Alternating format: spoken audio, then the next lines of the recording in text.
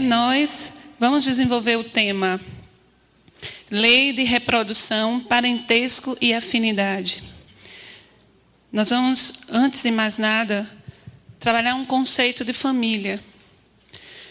A família é o locus, é o local, é a ambiência privilegiada do cuidado.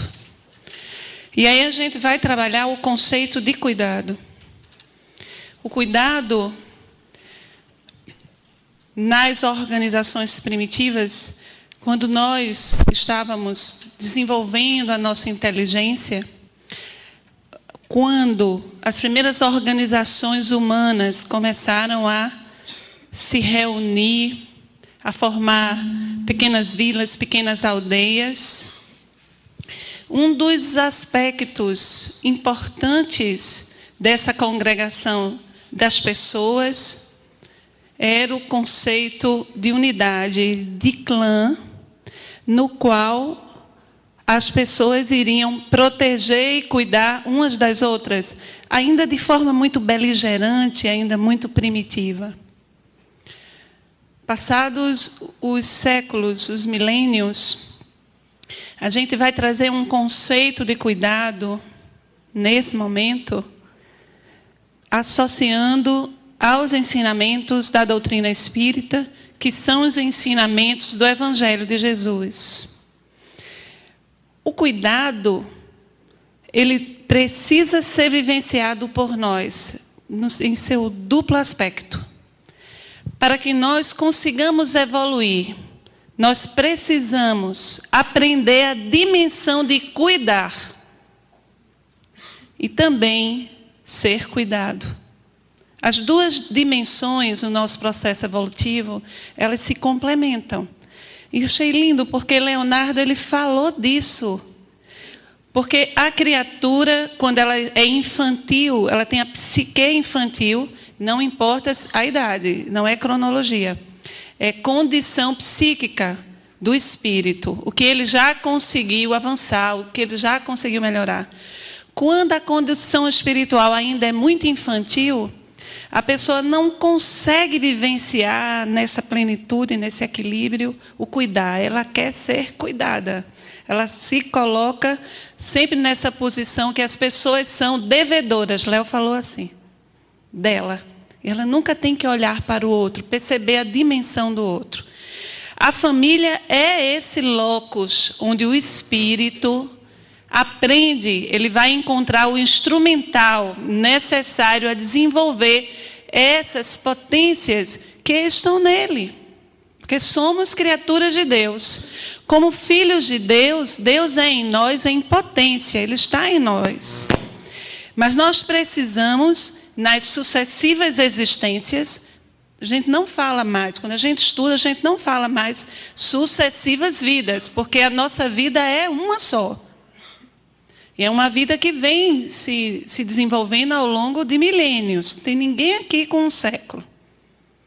É muito pouco para nós. Nós que estamos aqui já num nível de discussão desse. Já estamos nos arrastando, aprendendo por vários milênios. Então, nós temos existências sucessivas, pluralidade de existências. Está no Livro dos Espíritos o termo. Não estou inventando.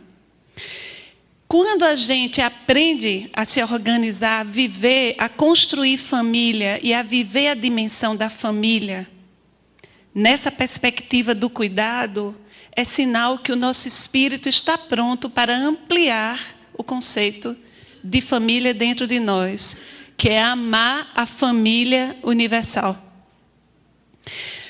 Eu estava ouvindo uma palestra de Divaldo Franco. Há 2 dias, nós estávamos ainda convalescendo de uma pequena pneumonia, já estamos bem.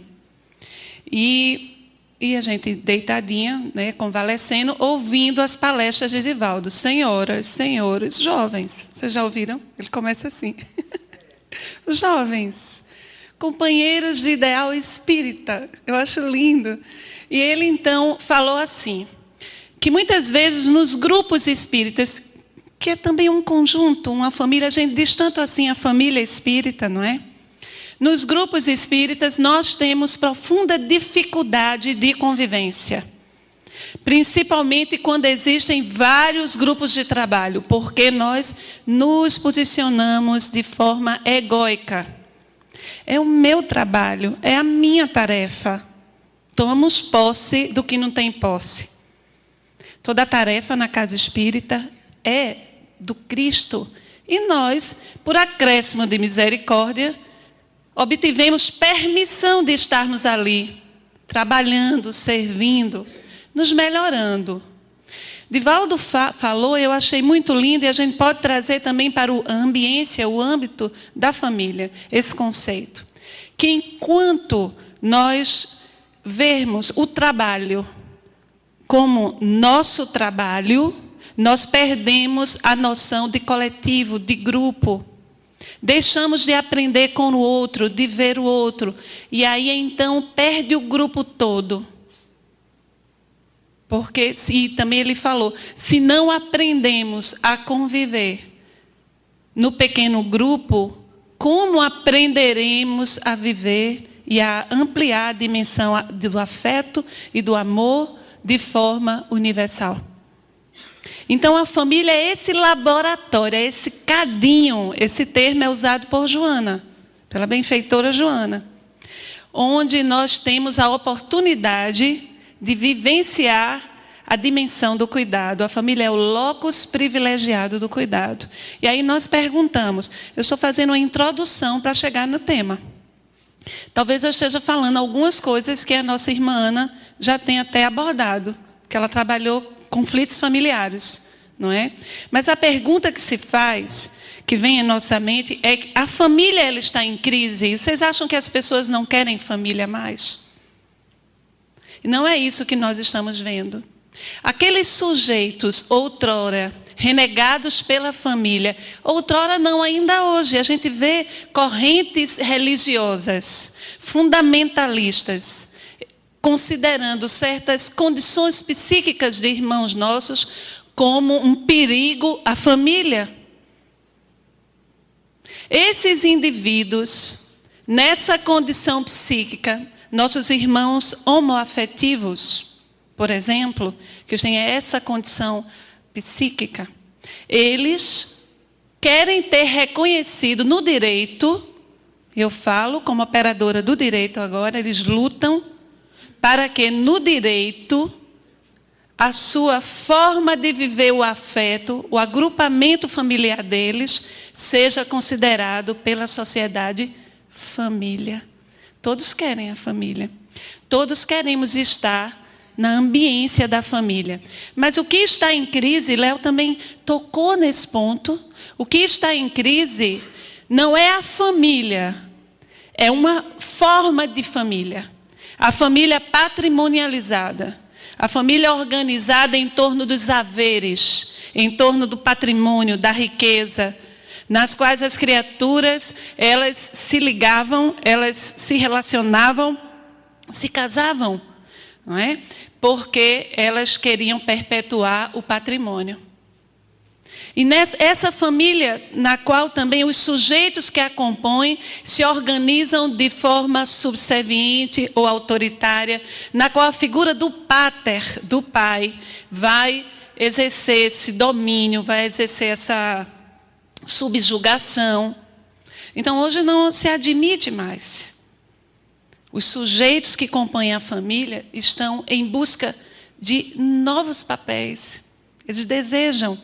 E eles também estão expressando os seus conflitos. A crise, ela não é de todo ruim. A crise tem um sentido transformador. O ruim é quando eu estou sem nem perceber o que está acontecendo, sem nem dar conta, apenas vivenciando a dor internamente, mas sem dar conta do que está acontecendo e não me movimento para mudar. Então, o movimento que assemelha-se à crise, que é o de ruptura de uma estrutura, ele é criativo. Esta semana, nós atendemos, no atendimento fraterno, uma jovem. Ela chegou vestida de negro. Problema nenhum. Roupas pretas são muito elegantes, inclusive disfarçam nossas gordurinhas laterais, não é, meninas? O problema era aquele objetivo psíquico no ar. Ela não estava só com as vestes negras, toda ela era uma proposta de viver mal do século, lá do século XIX. Inclusive, ela chegou com um livro de Goethe nas mãos, que é um livro do final do século XVIII, chamado Werther, que provocou uma onda de suicídio. O livro foi proibido. Então, ela chega bem Álvares de Azevedo diante de mim, bem mal do século, dolorida. E aí nós começamos a conversar. E o que ela passa na sua dor, naquele contexto, na conversa que ela teve, as primeiras palavras, o que ela passa é que ela está sem suportar mais o seu contexto.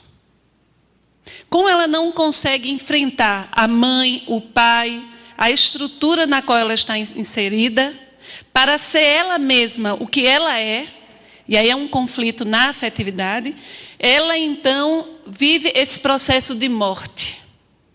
Eu quero morrer. E esse conflito é vivenciado ali no ambiente da família.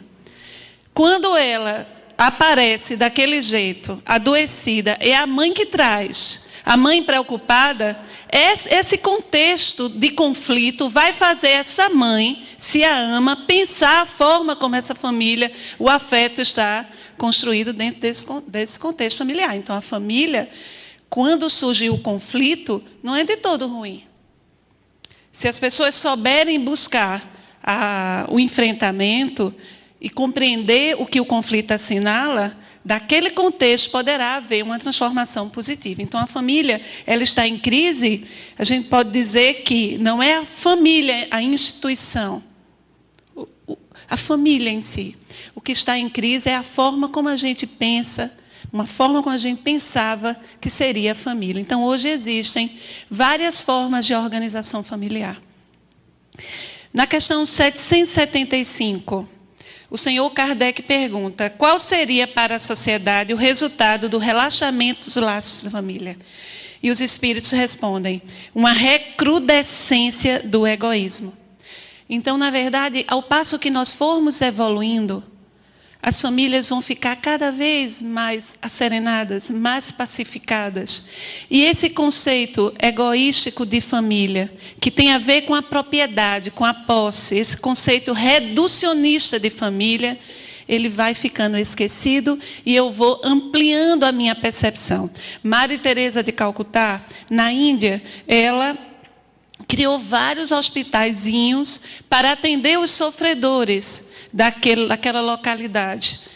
Um contexto social sem saneamento, com muita epidemia. Quando as pessoas surgia um vírus, uma bactéria, se alastrava de forma sem nenhum controle.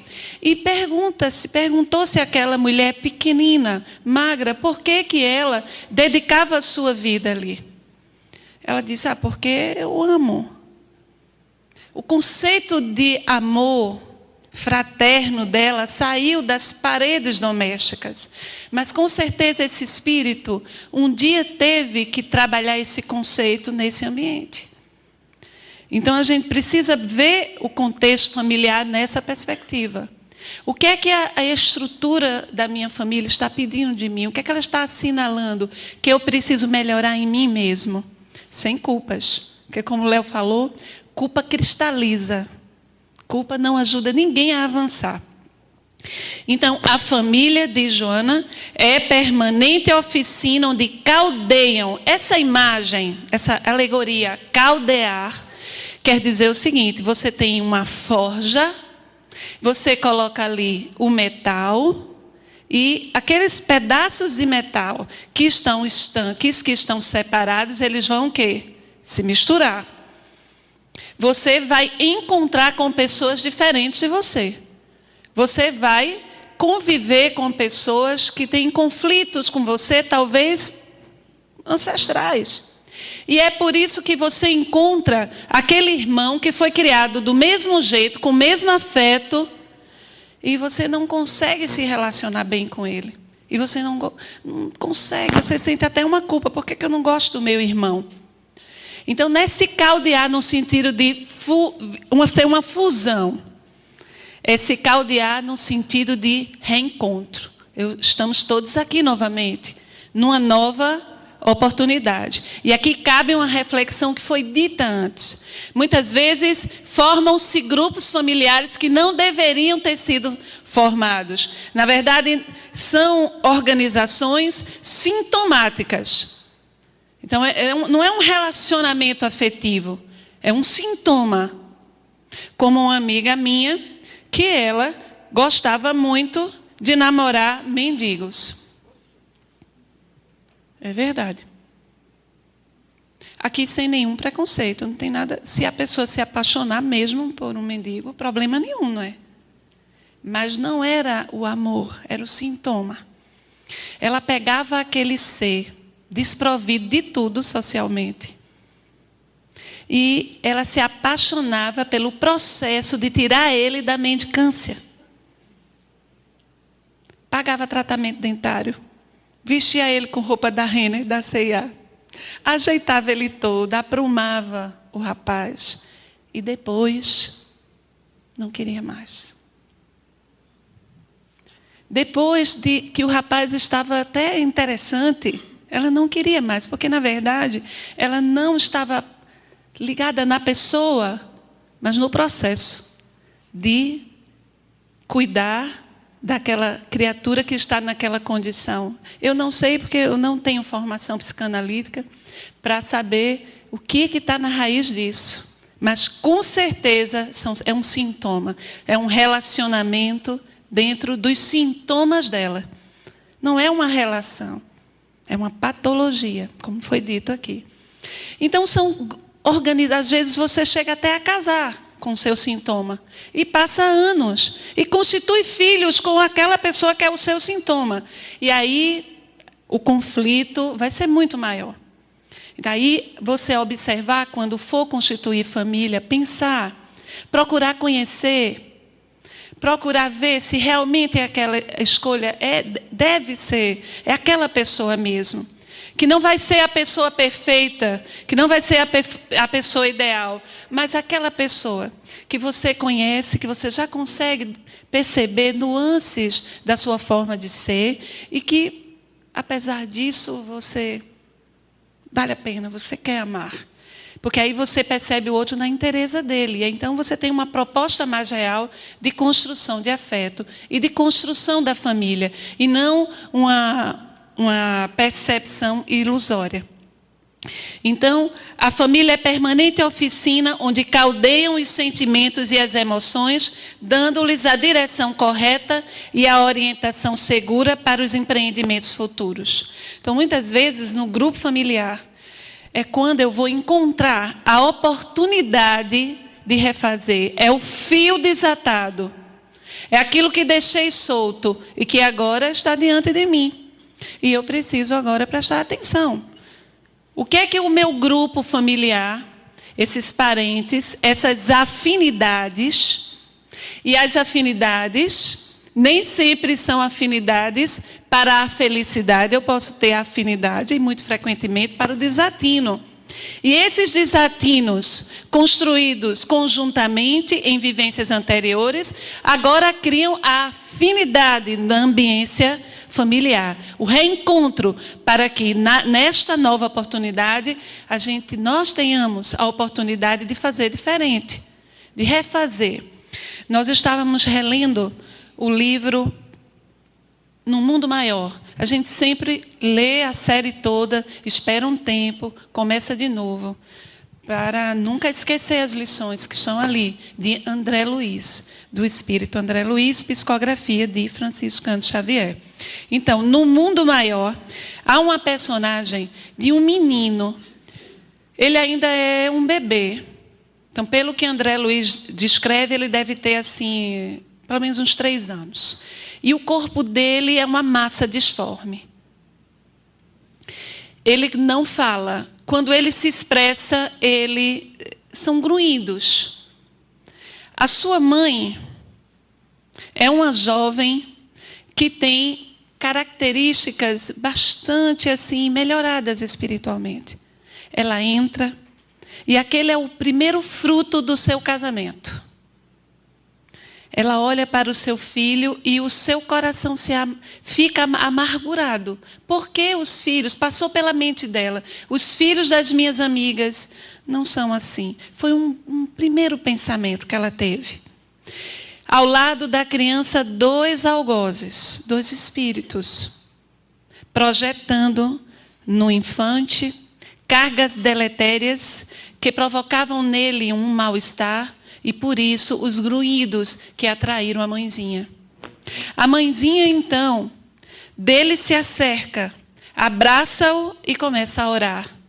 Nesse momento, o instrutor Clarencio, que é instrutor de André Luiz nessa obra, vai até a mãezinha, coloca a mão na sua fronte e dá uma carga magnética, uma força para que ela mude a disposição psíquica. E ela começa, então, a mudar a forma de ver. Ela diz assim, ela pensa, não é igual ao das minhas amigas, mas é o meu filho, eu o amo.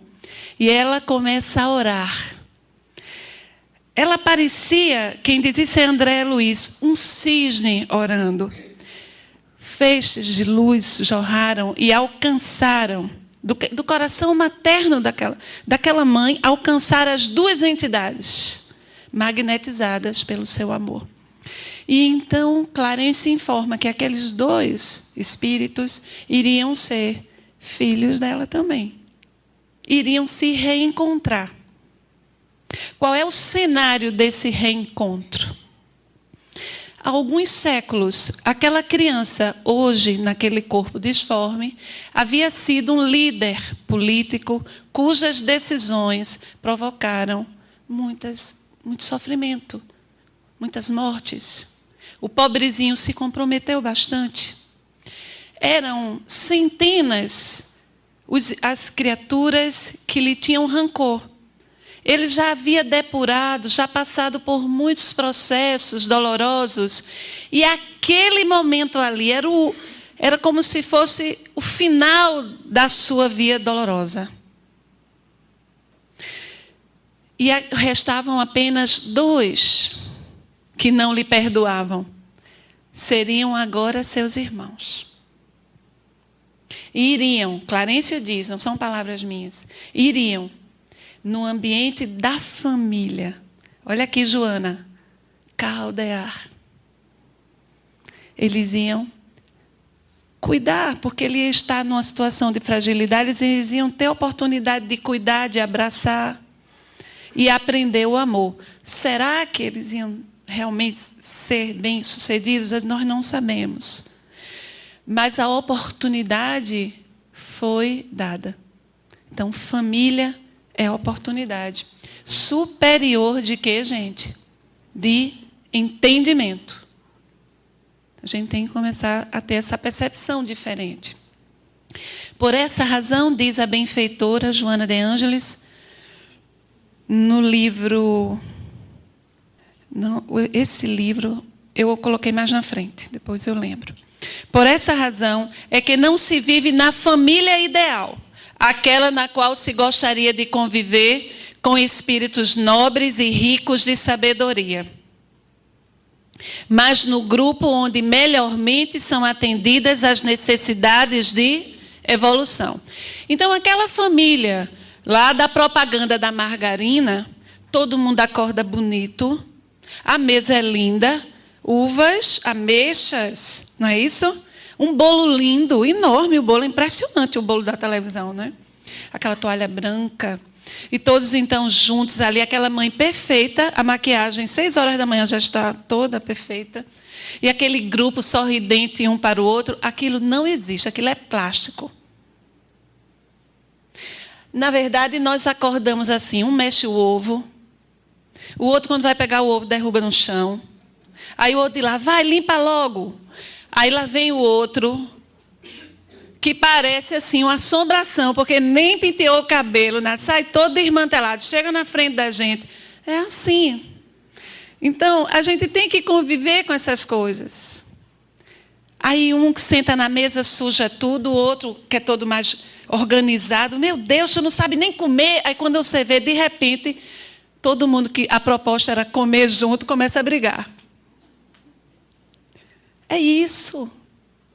Porque estão se reencontrando, pessoas diferentes, pessoas que estão em processo de aprendizagem, de compreensão do outro.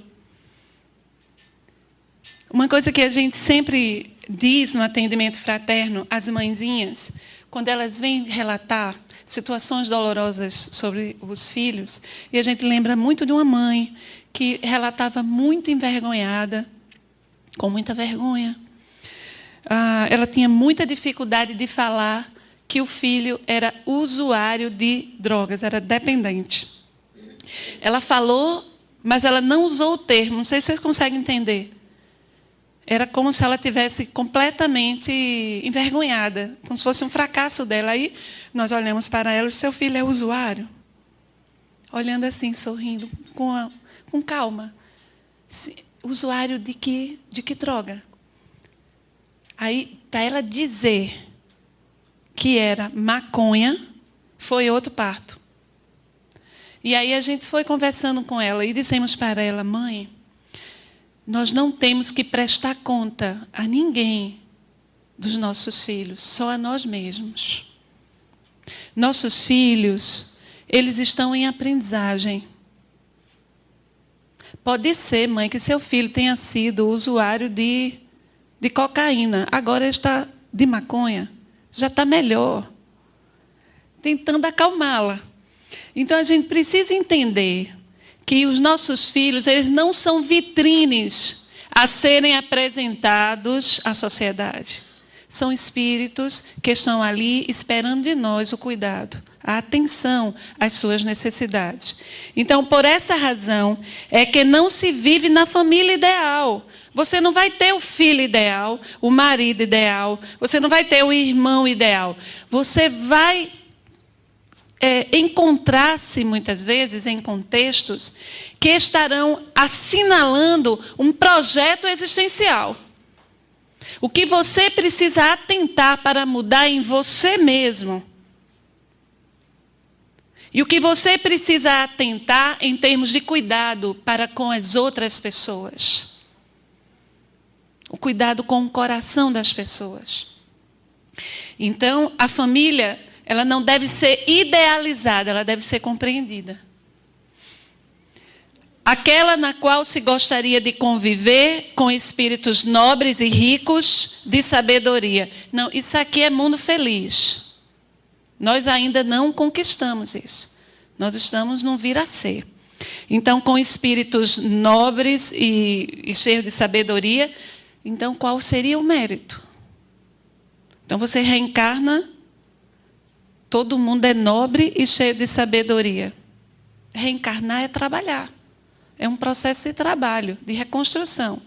Porque você veio, então, se você está num castelo de felicidade, todo mundo é perfeito, você vai aprender o quê? A não ser que você seja um espírito que venha com uma determinada tarefa para além desse ambiente da família, compreende? E você precisa de um amparo. Você vem com espíritos queridos que vão lhe dar um suporte, uma ambiência, uma preparação para que você cumpra uma tarefa mais além, em outro momento, em outro contexto. Mas isso não é o comum. O comum é que nós tenhamos como missão primeira a família. Como tarefa primeira essa organização. Então, mas no grupo nós renasceremos, no grupo onde melhormente são atendidas as nossas necessidades de evolução. Então, essa é a perspectiva que a gente deve ver a ambiência da família. Família é reencontro e recomeço. Fazendo a ressalva. A ressalva, porque às vezes, inclusive Hermínio de Miranda tem um livro muito interessante chamado O Plano B. É romanceado. Não é Hermínio de Miranda, é Richard Simonetti, chamado O Plano B, em que ele mostra que determinada jovem que deveria se unir com um rapaz Ela seria médica e ele também seria médico. Por causa dos impulsos dela, por causa das dificuldades dela, ela não reconheceu o seu afeto. E ela então se une... Só parar só um pouquinho. Eu acho que avançou aí, não foi, gente? Deu uma avançada. Volta, Léo.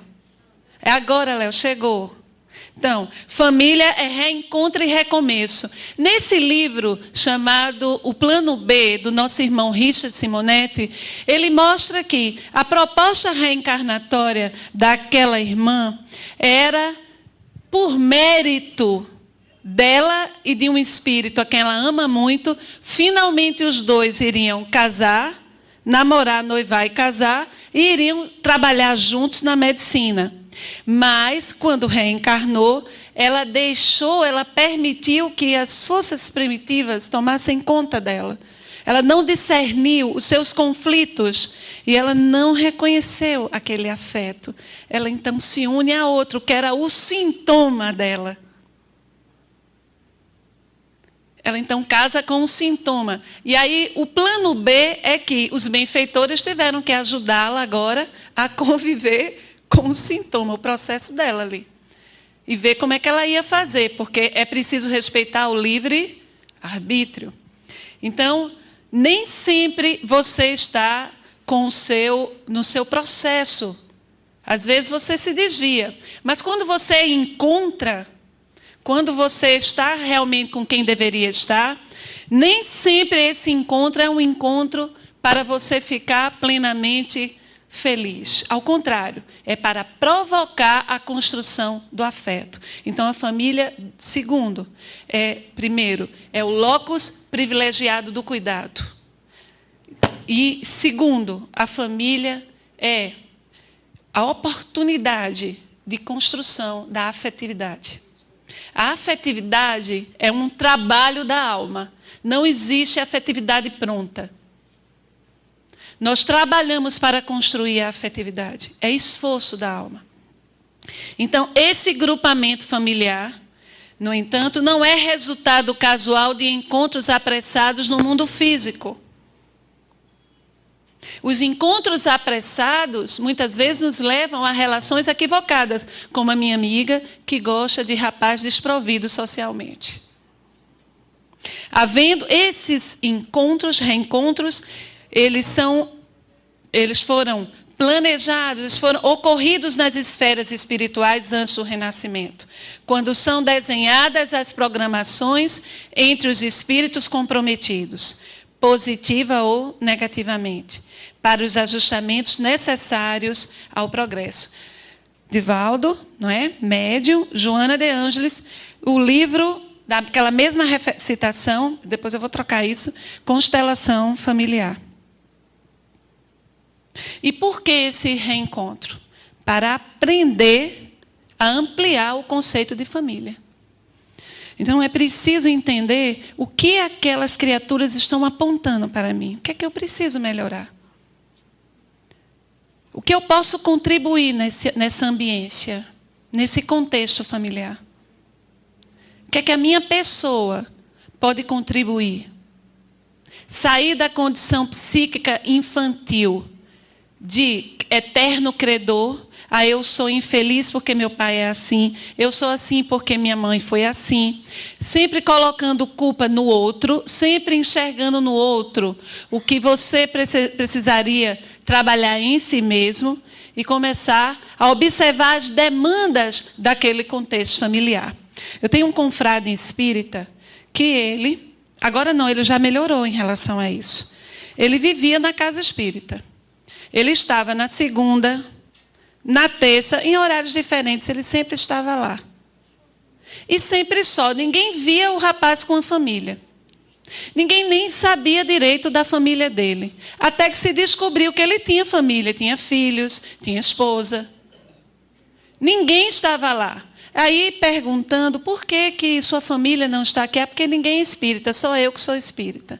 Agora me diz uma coisa, meu amigo, você está aqui segunda, terça, quarta, folga na quinta. Na quinta não vem. Faz campanha no quilo no sábado, no domingo. aí vai desencarnar, as portas do céu abrir-se-ão, porque ele foi um trabalhador espírita.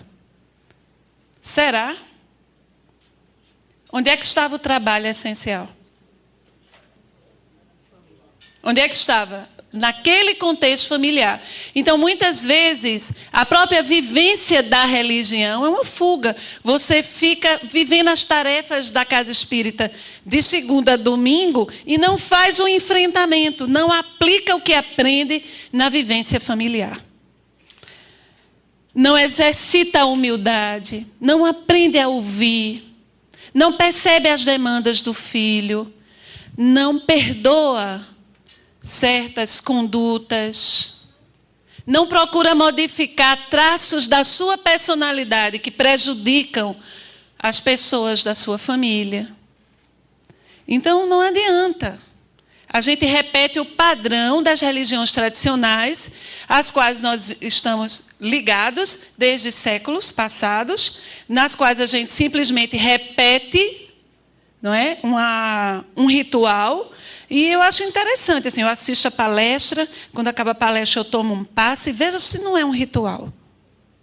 E depois amanhã eu vou trabalhar na campanha do quilo. Não estou dizendo que não devemos trabalhar. Pelo contrário, por misericórdia, não entendam isso. Devemos trabalhar, a casa espírita precisa de trabalhadores. Mas o seu lar precisa de você também. Da sua presença luminosa. A luminosidade que você aprende no centro e que você desenvolve no trabalho, no serviço do bem, exercita silenciosamente com aquela tua parentela.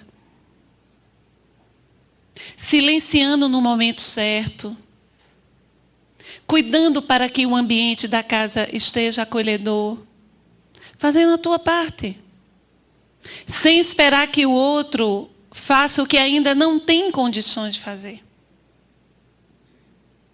Então, a gente precisa observar, inclusive como espíritas, a doutrina espírita é uma doutrina extremamente provocadora.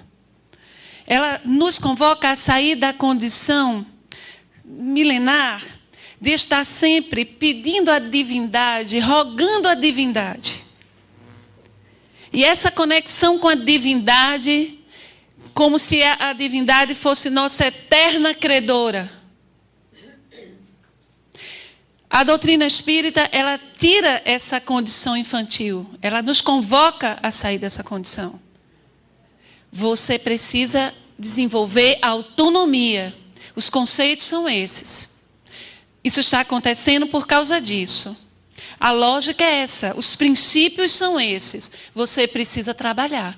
Você precisa desenvolver a autonomia psíquica e sair da condição infantil. E é muito difícil. Nós que trabalhamos nas portas da casa espírita, porque o atendimento fraterno, nós consideramos as portas da casa espírita, não é? As pessoas, a maioria, chegam pelo atendimento fraterno. Já trabalhamos há 7 anos no atendimento fraterno e nós percebemos várias pessoas que adentraram com suas dores. Essas dores foram acolhidas, nós ouvimos, elas foram cuidadas, orientadas, melhoraram e simplesmente desapareceram. E às vezes elas vão embora chateadas, se intrigam de alguém, e inventam histórias e fazem mil. Sabe por quê? Porque chega um momento que a pessoa começa a perceber que o convite da doutrina espírita é uma libertação de muletas, e as muletas são psíquicas. Ninguém é responsável pela sua dor. Ninguém é responsável pelo que está acontecendo com você, só você mesmo. A pessoa, então, não suporta e vai embora. Ainda sai falando mal da casa. Sai falando mal do dirigente. Ninguém nunca viu isso aqui, né? E mais adiante volta. É porque não estava pronto. Assim também é a família. A família é essa proposta de autonomia afetiva. Quando você vai sair da condição de sempre estar pedindo amor e vai assumir essa dinâmica de amar. de entender as necessidades das pessoas que estão perto de você, o que elas estão precisando, o que é que você também precisa melhorar. Porque quando você está sempre percebendo as questões daqui para fora, é sempre o outro que precisa melhorar, você não está crescendo. Você precisa parar e ver o que é que a família me assinala. Inclusive, o tipo de relacionamento afetivo que eu construí. Que posição eu estou assumindo ali, naquele relacionamento, tão bem abordado no estudo anterior. Então, estamos destinados a ampliar esse conceito de família, a família, mas não poderemos ampliar sem aprender a amar o pequeno núcleo no qual nós fomos convocados a aprender a viver. Não é? E as pessoas não vão corresponder às nossas expectativas. Não espere. Ninguém na família vai corresponder às suas expectativas. Muitas vezes você vai ficar triste com certas posturas de irmãos, de parentes. E esse momento não é um momento que você deve se afastar daquela pessoa. Você pode se afastar fisicamente, porque às vezes ficar próximo vai ser pior do que ficar perto. Mas não se afastar psiquicamente da pessoa. Como? Lembrando dos ensinamentos de Jesus. Jesus é o grande psicólogo, é o grande terapeuta. Quando ele estava lá no Sermão do Monte, ele fala: se alguém bate a tua face direita, dar a outra face.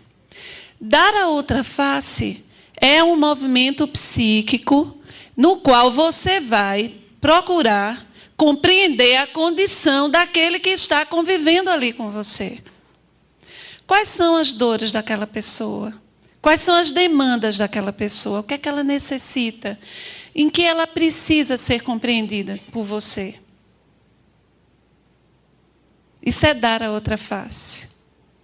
Jesus fala também: se alguém pedir que você caminhe 1000 léguas, caminhe mais 2. O que é que isso quer dizer na psicologia crística?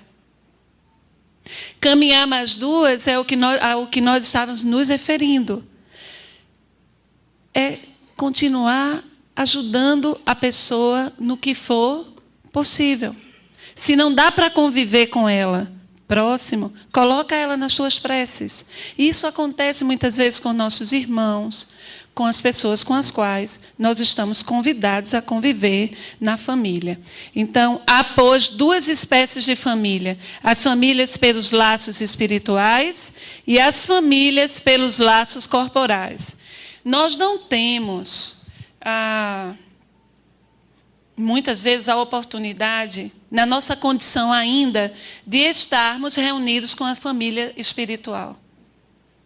Essa família, essas criaturas a quem amamos muito, muitas vezes elas não estão conosco. Uma ou outra vem. Nós estamos, na maioria das vezes, reunidos com quem precisamos aprender a amar. Porque a família espiritual, aquela que eu já amo, pode estar em outro país reencarnado. Não tem necessidade de eu estar com ele, reencarnado. Depois a gente se reencontra. É por isso que às vezes a gente tem uma saudade, que ninguém explica. Mas aqui está uma proposta de construção afetiva. A afinidade. E aí nós trouxemos uma passagem do Evangelho segundo o Espiritismo. Nós vamos desdobrar. Os espíritos formam no espaço grupos ou famílias, unidos pela afeição, pela simpatia, semelhança de inclinações. Esses espíritos felizes de estarem juntos, eles procuram-se. A encarnação só os separa momentaneamente, pois que, uma vez retornando à erraticidade, eles se reencontram como amigos na volta de uma viagem. Muitas vezes eles seguem juntos na encarnação, Pode ocorrer. Reunindo-se numa mesma família ou no mesmo círculo. E trabalham juntos para seu progresso comum. Se uns estão encarnados e outros não, continuarão unidos pelo pensamento.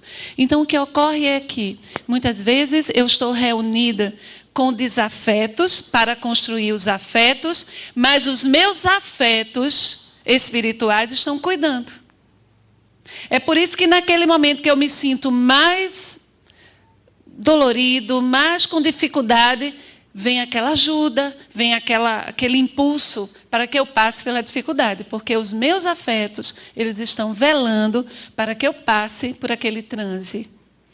É o que a gente chama de anjo da guarda, ou guia espiritual, mas o senhor Kardec fala em espíritos familiares. É a nossa parentela espiritual. Espíritos familiares, por quê? Porque fazem parte da nossa família, do contexto da nossa família. Então, eu reencarnei e aqui está me ajudando na escola, na rua, às vezes no meu trabalho, na família, nas minhas provas, inspirando, soprando bons pensamentos, inclusive, às vezes, até abraçando o meu espírito ou os espíritos familiares. Sem misticismo. São espíritos, são irmãos nossos, que cumprem essa tarefa, que não vai ser uma tarefa que ele vai cumprir 24 horas, que ele tem mais o que fazer. E a gente precisa ter mérito. Mas eles existem. Nós já tivemos prova disso. Nós estávamos passando por uma situação muito complicada, em determinado momento, e um livro caiu no nosso pé. Nós batemos, o livro caiu, aberto, virado para baixo. Quando viramos, era tudo o que precisávamos ouvir. Quem derrubou o livrinho? Um amor desse, um afeto desse. Mas nós precisamos tirar essa perspectiva assim, um tanto quanto sobrenatural. Não é sobrenatural, é perfeitamente natural. Nós somos o quê, gente? Espíritos. Estamos reencarnados, por enquanto, embotados num corpo físico, mas vamos deixar esse corpo e talvez, mais adiante, conforme o nosso melhoramento, sejamos nós que iremos dar o apoio àquele que hoje nos apoia. Ele reencarna e aí nós é que vamos ser esse espírito familiar que vai ajudar. Emanuel e Chico. Não é? A gente vê. A gente pode ver o exemplo deles dois. Joana e Divaldo. Muitas vezes eles seguem juntos numa encarnação, reunidos numa mesma família ou no mesmo círculo e trabalham juntos para seu progresso comum. Se uns estão encarnados e outros não, continuarão unidos pelo pensamento. Então, as afinidades, os afetos construídos jamais se desligam. Eles estão sempre conectados, individualidades. Cada um fazendo o seu progresso, mas se amam, estão conectados pelo afeto.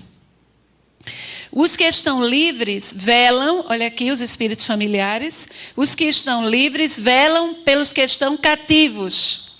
E é interessante essa noção de cativeiro, né? Que é a reencarnação.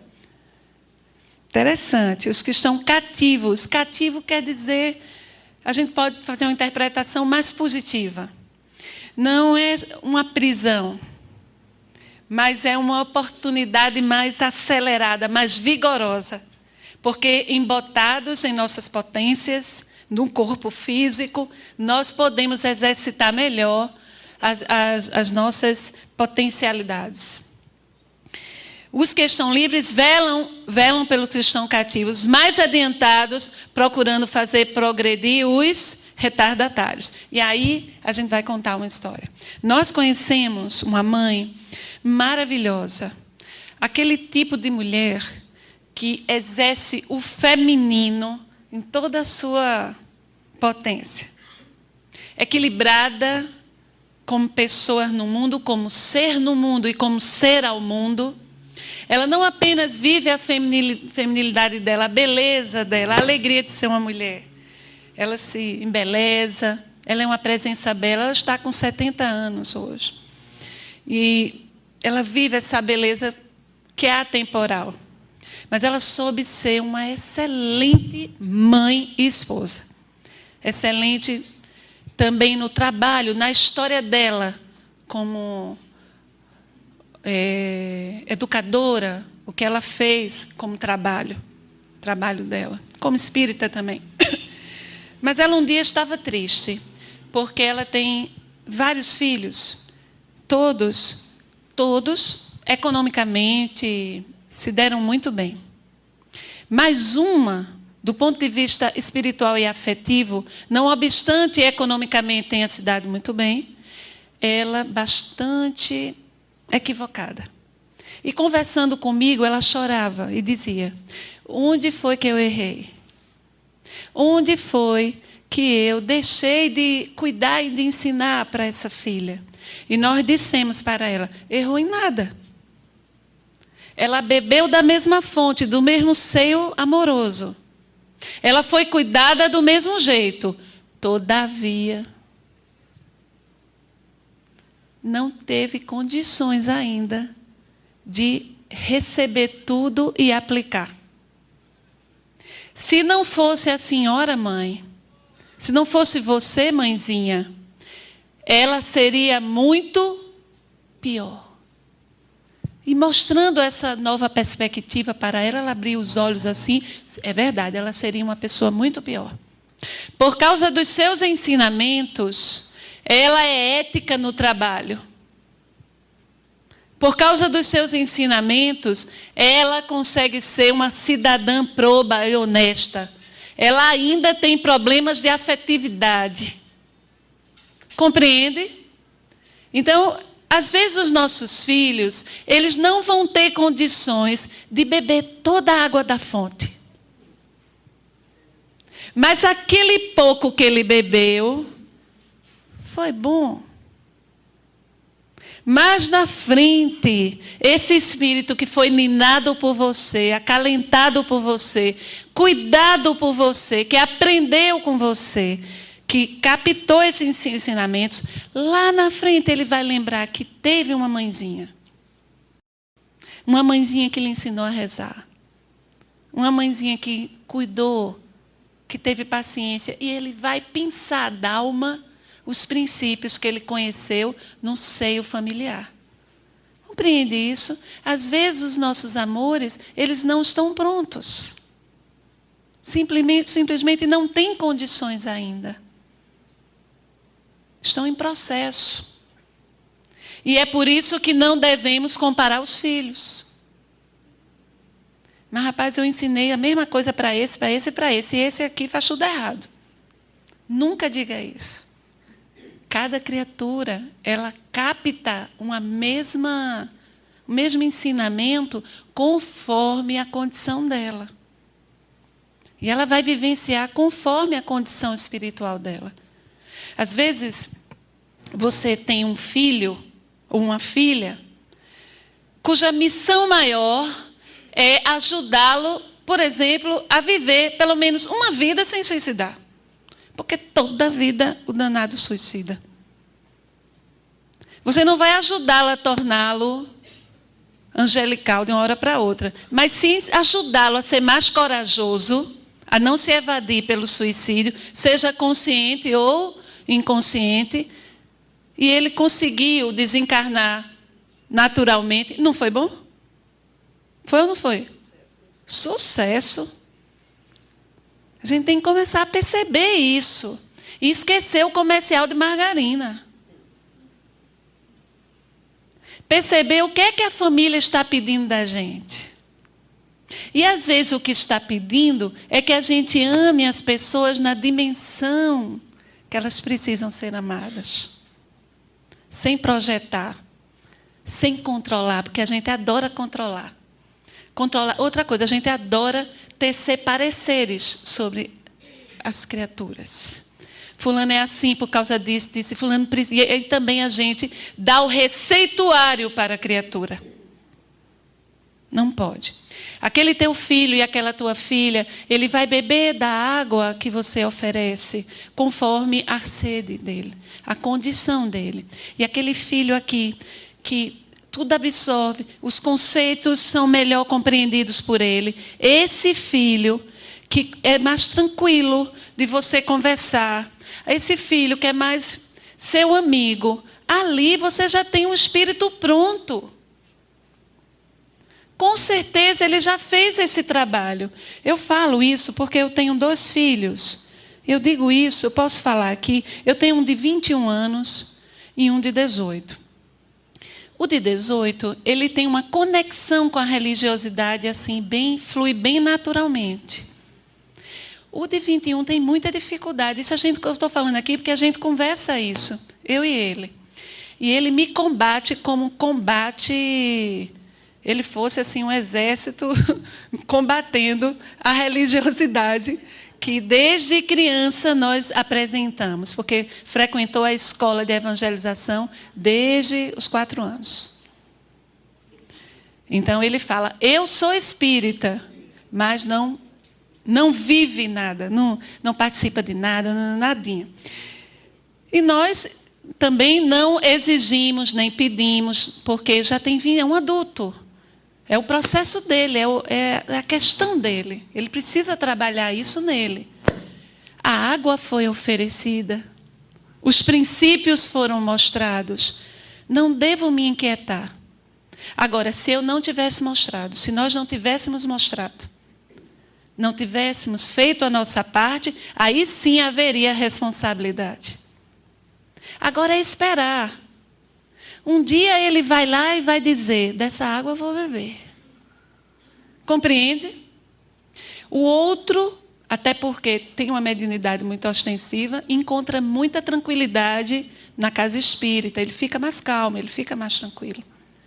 Então, é uma pessoa diferente. Nossos filhos são diferentes. Não quer dizer que um seja melhor do que o outro. É o momento de cada um. E assim a gente precisa perceber o que é que eles estão pedindo de nós em termos de demanda afetiva. O remédio de um não é o de outro. O que você diz para um filho não cabe para o outro. Usando o exemplo dos meus 2 meninos, por exemplo, esse mais velho, não obstante essa verve materialista, é inteligentíssimo, gente. Ele é muito culto, mas com as tendências materialistas. Ele tem muita dificuldade de ser assim, agressivo e de reagir, se defender. Ele veio desde pequeno na escola, ele apanhava muito, assim, ele não sabia se defender. Então, nós não ensinávamos a bater, mas pelo menos dizer, meu filho, se alguém... que ele chegava apanhado, então, meu filho, fale para a tia. Faça alguma coisa, você não pode chegar aqui todo machucado. Então, a gente teve que ensinar, mostrar essa criatura, esse ser amado, que ele deveria buscar lutar pela sua defesa também. O outro não. O outro eu fui chamado na escola porque ele não estava com 3 anos dando beliscão, essas coisas, mordendo, coisa que criança faz. Ele estava dando uma chave de braço. 2 criaturas amamentadas pelo mesmo seio materno e cuidadas no mesmo princípio. Um não conseguia reagir e o outro dava uma chave de braço. E uma briga embaixo do prédio com um amiguinho, não é? Eu cheguei e estavam os 2 lá em cima do apartamento. Mãe, fecha a porta, senão Rodolfo vai entrar. Rodolfo quer pegar Pedro. Aí disse, por quê? Estava brigando Caio e Pedro. Pedro era o menor. Caio estava apanhando de Rodolfo. Pedro subiu em cima das costas de Rodolfo para defender, com aquela postura dele, mais agressiva, que precisa ser trabalhada. É a individualidade que deve ser percebida por nós. Então, Pedro, filho, seja mais dócil. Filho, converse mais, preste mais atenção, não reaja tanto. Seja menos reativo. conceitos diferentes que o outro já não reagia. Ia servir a mesma coisa? Não. Então, assim a gente deve perceber as demandas dos nossos amores. O que é que eles estão pedindo de nós? E qual é o lugar? O lugar que a gente ocupa nesse contexto da família. E a gente gosta muito sempre de conversar sobre lugar de pai, lugar de mãe. O lugar afetivo da mãe. Então, a gente percebe hoje famílias disfuncionais. Essa constituição familiar disfuncional, ela ocorre quando as criaturas não exercem o seu papel afetivo. O que é que você deve fazer ali naquele contexto? Um pai, por exemplo, um homem totalmente submisso. Um homem que não consegue ser essa referência e mostrar o interdito. A mulher tudo domina, tudo é ela que manda nele, subjuga ele também. Existe isso, né, Léo? As crianças crescem inseguras porque a referência ela está disfuncional. Prestar atenção ao lugar e viver esses lugares afetivos com equilíbrio, sem subjugar um ao outro.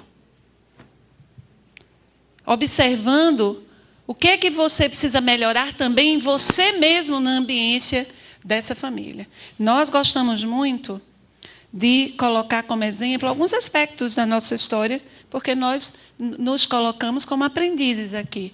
E lembro que, quando um dos meus filhos era pequeno, eu tinha feito, antes da formação jurídica, nós temos formação em letras. E estudamos para capacitar professores na linguagem, no ensino da linguagem. E lembro que nós fomos na escola do nosso filho, nós fomos convidadas para fazer uma capacitação com os professores. Fizemos um trabalho de uma semana, foi maravilhoso. Ensinamos os processos de alfabetização, maravilhoso. E fomos chamadas no final do ano, porque o nosso filho não estava se alfabetizando. Chupa essa manga? Sim. Eu conseguia controlar 100 crianças e não conseguia controlar um que eu tenho em casa. Compreende? E então, o que é que esse momento doloroso foi para nós? O que significou? Um momento de dor, viu que a gente falou no começo, o conflito, um momento aparentemente ruim, mas se você souber observar o significado existencial que existe nele, isso que é ruim pode virar a ser bom. Em vez de culpar a escola, ou então de ficar me culpando, nós fizemos um processo de reflexão. Como está sendo a dinâmica da mãe? A profissional está ótimo. Mas e a mãe? Cortamos as aulas que dávamos pela metade. Pela metade. Passamos a viver com menos dinheiro, mas começamos a fazer a maternagem pessoalmente. Percebemos que estávamos delegando muito. Passamos a levar os meninos à escola e ir buscar. Levar e ir buscar. Eles foram ficando mais seguros. Eles foram se sentindo mais amados. E deslancharam. Os dois deslancharam. Então, isso precisou que nós fizéssemos um movimento de auto-reflexão. Eu era mãe. Qual era o lugar que eu devia ocupar? Vocês estão compreendendo o lugar da mãe? Maternagem e paternagem. Maternagem e paternagem é cuidado. É você trabalhar com aquelas criaturas ali o que precisa ser trabalhado. Então, nós fizemos isso. Fizemos essa reflexão. E não foi fácil. Um dos grandes problemas de você vivenciar essa dinâmica familiar é o orgulho e a vaidade. Você fica empolerado num cantinho, eu sou isso, eu sou o melhor, eu sou o certo, e não tem humildade de perceber as vicissitudes que você traz na alma que estão atrapalhando a dinâmica familiar. Estão promovendo patologias na dinâmica da família. Então, se autoanalisar também. E a família é esse ambiente de perdão e também de gratidão. Perdão por quê? Para que você passe a amar aquele que no passado foi o teu algoz, ou que você foi o algoz, ou você precisa fazer todo esse movimento de auto-perdão e de perdão também do outro. Passa aí, desculpe. Perdão e gratidão. Família é esse momento de vivência extremamente forte de perdão e de gratidão. Nós devemos agradecer a família sempre. Agradecer a nossa família sempre. Se aquela mãe e aquele pai não conseguiram ser o pai e a mãe que deveriam, ideais da propaganda de margarina, só por você ter chegado aqui, agradeça. Que possamos agradecer a essa mãe que nos gestou, mesmo com seus conflitos, com suas dores. Possamos olhar as questões e as pessoas nessa perspectiva da gratidão. O meu pai não é o ideal, a minha mãe não é o ideal, mas eu agradeço. Nós agradecemos porque nós temos esse ambiente que é um ambiente de oportunidade. Quando você começa a vivenciar essa perspectiva do perdão e da gratidão, do perdão sem auto-aniquilamento, viu? Sem autossubmissão. A criatura que perdoa, ela está vivendo um movimento de libertação, de autonomia, de compreensão. O perdão faz parte de amadurecimento psicológico. Porque muitas vezes a pessoa não está perdoando, ela está simplesmente se acostumando ali com aquela doença. Ela está se anulando, não é perdão. Ela está se deixando aniquilar. Nós conhecemos uma companheira nossa, ela já está com 65 anos. Recebeu agora um diagnóstico de um câncer na parte frontal, um tumor na parte frontal do cérebro. E graças a Deus foi diagnosticado, é trabalhadora espírita, diagnosticado, rápido pôde ter sido tirado, não tinha ainda, é um tumor que quando se descobre, ele já ramificou, é muito silencioso assim. O dela foi diagnosticado rápido e pôde ter sido tirado. E ela está bem, está se recuperando. E foi retirado sem comprometimentos. Mas a história de vida dela é uma história em que ela teve um marido, um companheiro, que era um algoz diário dela. Jamais ela disse não para esse homem. Jamais ela colocou uma interdição na violência dele. Jamais ela procurou se defender. Isso é perdão? Isso é compreensão? Não. As consequências foram terríveis para ela e para os 3 filhos. Os 3 filhos têm graves problemas emocionais.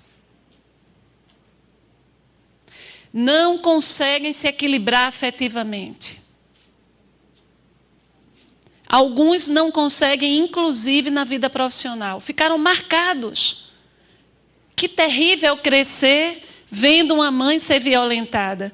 Então, se ela tivesse se posicionado, se colocado, entendeu? Ela teria, inclusive, ajudado o pobre de Deus que veio na condição de seu esposo hoje.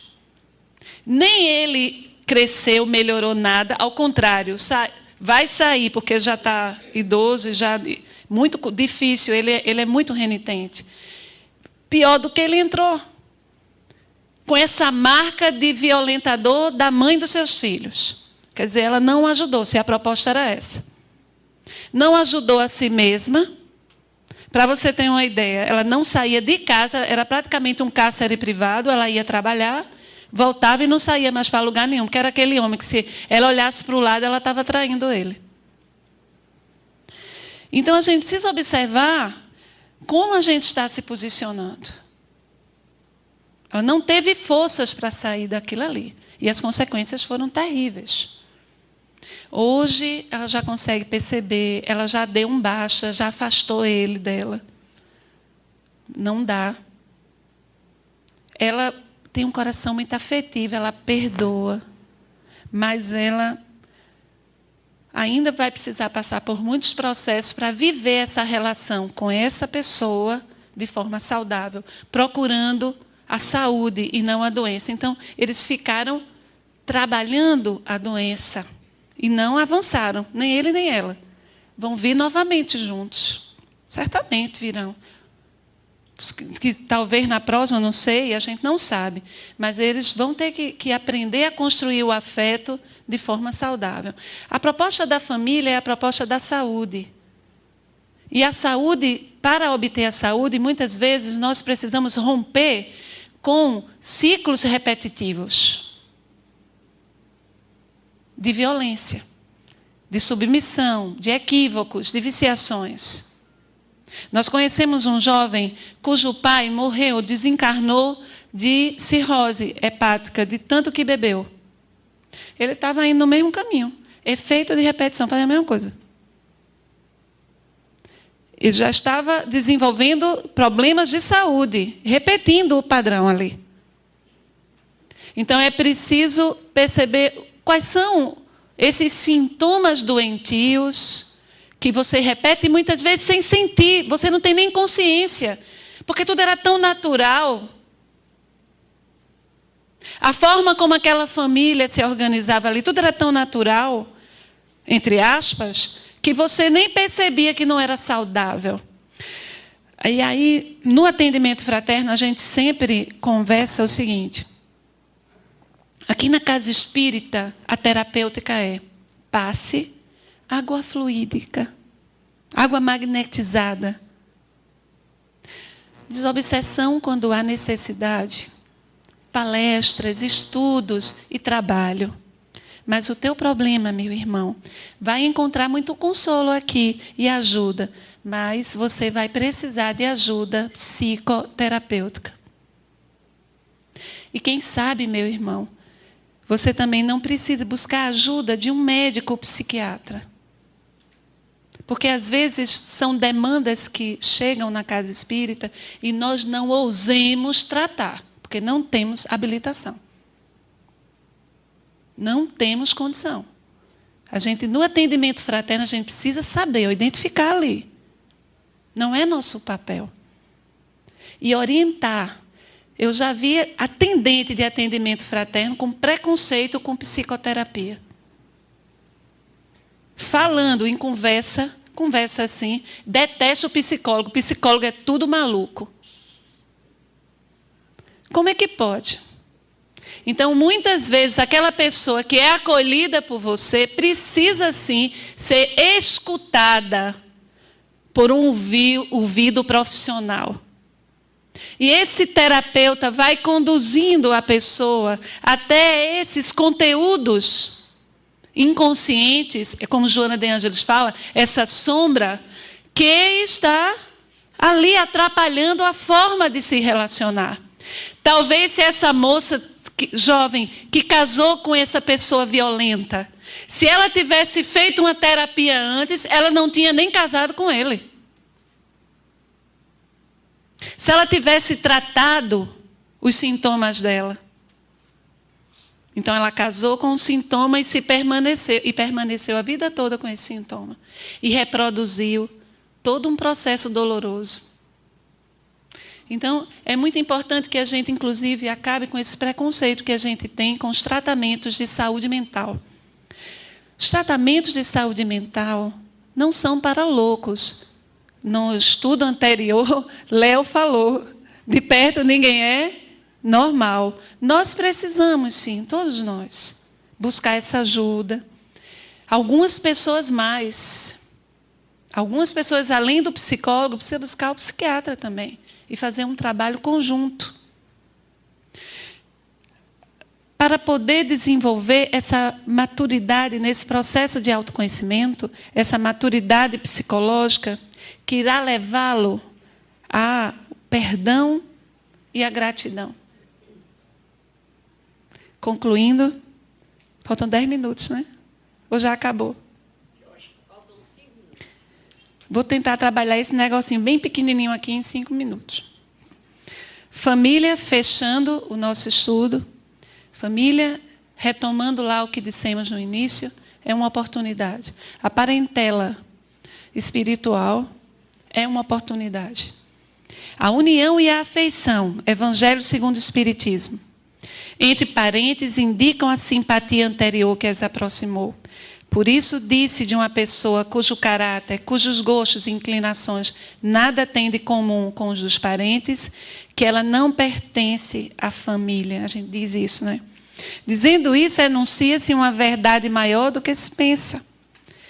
Muitas vezes você está convivendo com um grupo com quem você não tem realmente afinidade, mas está ali com eles para construir essa afinidade. Você está num grupo que não é a sua parentela espiritual para ampliar esta parentela. Quem é a parentela espiritual de Jesus de Nazaré? Quem é? Todos nós e outros mais. Então, é a família universal. É da lei divina que somente através do amor o espírito encontra a plenitude, e a família é o local onde se aprimora esse sentimento, que se desdobra em diversas expressões de ternura, abnegação e afetividade. Para concluir, lembremos sempre que somos filhos de Deus. E como filhos de Deus, e só porque somos filhos de Deus, devemos nos rejubilar. Devemos perceber que, ao estarmos inscritos nos processos de aprendizagem, nós estamos sendo profundamente amados por esse Pai. Como filhos de Deus, Deus é em nós, é imanente em nós. Então, somos a semelhança da árvore, a árvore cujas folhas enverdecem, brotam os frutos, frutifica.